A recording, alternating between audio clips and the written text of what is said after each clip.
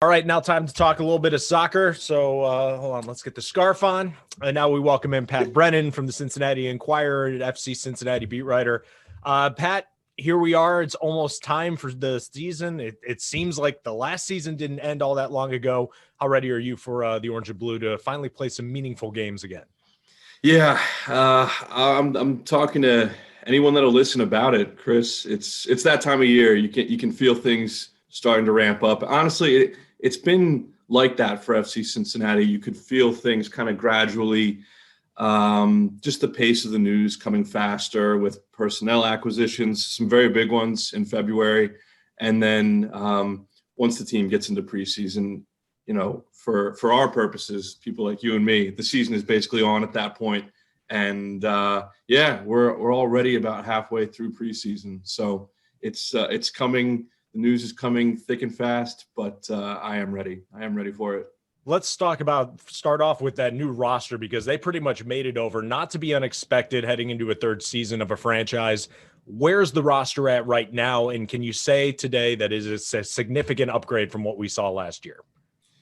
I want to say that. I need to be fair and say that MLS has some pandemic-related access rules for media right now. So it's hard to say with definitively that, yes, FC Cincinnati is better year over year today. But there's no question that they should be, Chris, because they spent a lot of money specifically at the forward position on Brenner, Souza, Da Silva, and at the center attacking midfield position with Luciano Acosta, who scored a great goal in Saturday's preseason game against the Chicago Fire. So the team, those were two big holes they had to address. They're still trying to address some others, but the team spent a lot of money. They're now spending with some of the heavy hitters in Major League Soccer. So you would certainly expect and hope that this team is better year over year. I think they probably are. We've only seen the one preseason match that was broadcast yesterday, but the indications as of today are very positive coming out of FC Cincinnati's camp. How much should we take out of, I mean, when it's the preseason, like Major League Baseball, like the NFL, like anything, you're trying to take something out of that preseason. It was a win, 2-1. They came from behind. A guy like me gets excited about that. How excited should I be about that? Yeah, I think it's okay to be excited. Just think you need to be realistic about it. And so does everyone else. In a soccer preseason match, the two teams can have completely divergent aims for what they're trying to get out of that match. Chicago could be in a completely different place in terms of cardio and fitness than FC Cincinnati is. There's just a whole bunch of factors that you need to weigh. I think that are sometimes unique to soccer. And it just the game doesn't ebb and flow like a regular season game because there are mass substitutions, guys coming on 5, 6, 7 players at a time for both teams. But winning is a good habit to get into at any time of year in any circumstances. And FC Cincinnati was able to come back from a goal down against Chicago and close ultimately two groups of players that were fielded, one for the first 60 minutes of the game and then one for the last 30 minutes. Between those two groups, they were able to close out a win. Like I said, that's a really good habit to get into at any time of year. The concerns I had coming out of the game were defensively. I think they gave away the opening goal pretty sloppily, but that's a correctable mistake. And like I said, Acosta scored a really good goal. It was basically entirely of his own creation. And that's really encouraging because while you want to see the team stringing together passes and scoring as a team, as we like to think about it, but FC Cincinnati has really not had a player that could break a game open all on his own like that since it joined MLS. So the way Acosta scored yesterday is really encouraging too. And they had two young guys, Ben Mines and Calvin Harris, combined on the second goal. So that's really encouraging too. Two guys that were not part of this team last year. They've only been together for a couple weeks. It wasn't the prettiest goal in the end, little tap in from close range, but it's always good to see the team get a win, and they did get that. Well, for a team that barely scored any goals last year, it's nice to see that they scored two, even if it is a preseason Yeah, match. it was almost 20% of their total scoring haul from last year. So it's very good to see them score twice as well, Chris. You got manager Jaap Stam coming into, we'll call it season 1.5, season 2. I don't know what technically how long he's been there, but what should we expect out of Jaap now with a full season, a full off season, and be able to get his input and his style into this program? Yeah, so I think it's crucial for any head coach in Major League Soccer to have a full preseason and, then be able to have it. He's got his fingerprints all over the design of this team. The players that were brought in are players that he was familiar with from other stops in his managerial career.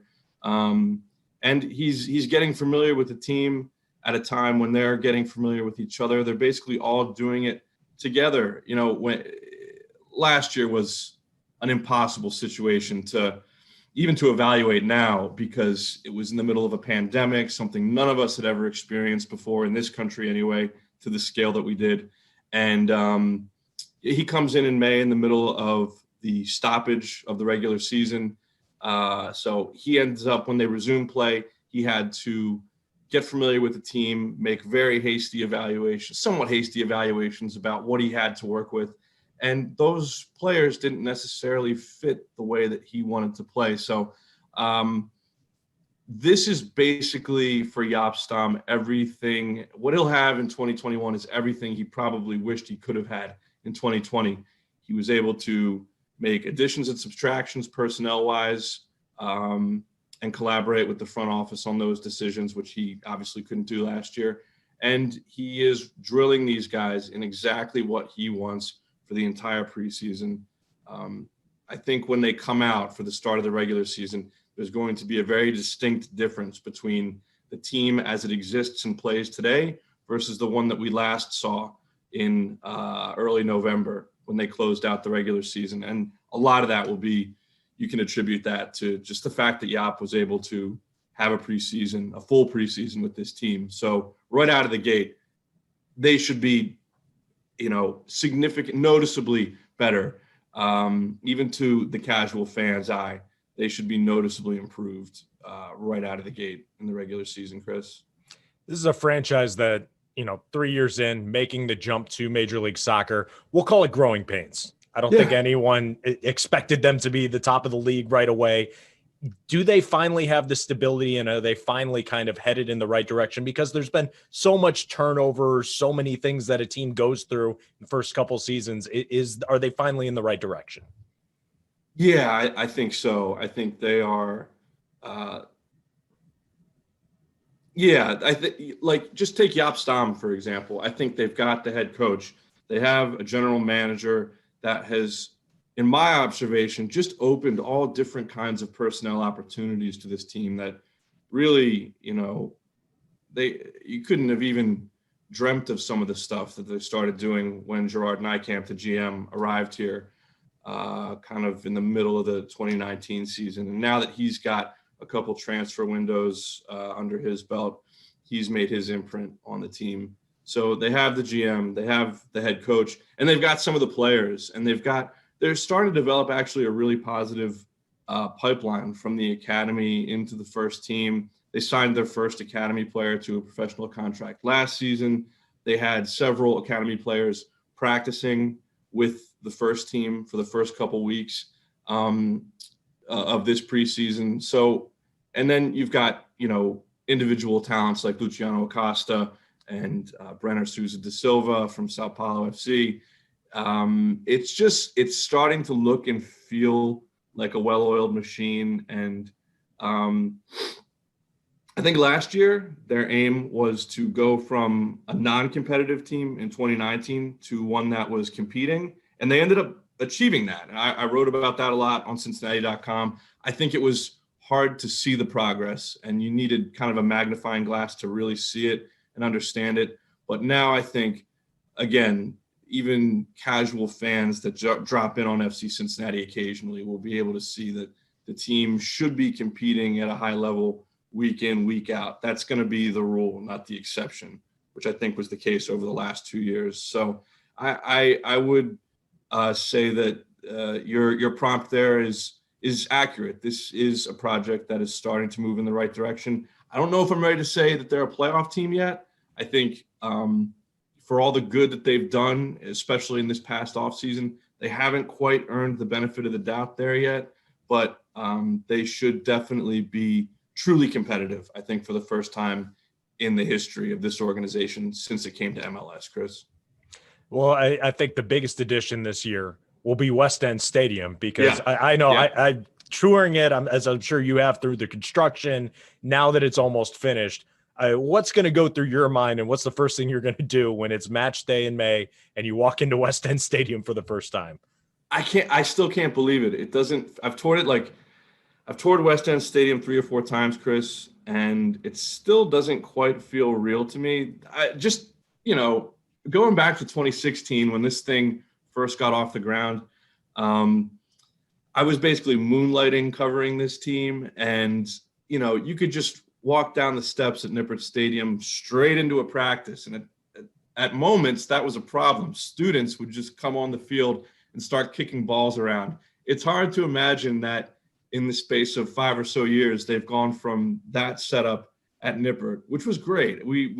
I talked to people around the club. Everyone loved the Nippert years.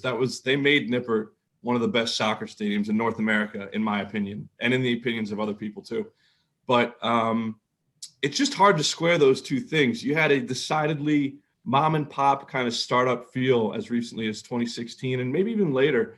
And now they're in this like incredible Hall of Fame, world-class venue that looks like a spaceship that just touched down in the West End neighborhood. So I think it's going to take a while for it to set in. I know when I'm out and about doing chores or errands or whatever, I still get caught off guard if I'm driving on Central Parkway and I see the stadium come into view. It's not like a permanent fixture in my mind's eye of what the city looks like yet, but it's going to be, it's for people that have been around it for years, it's going to be really cool. There's no question about it.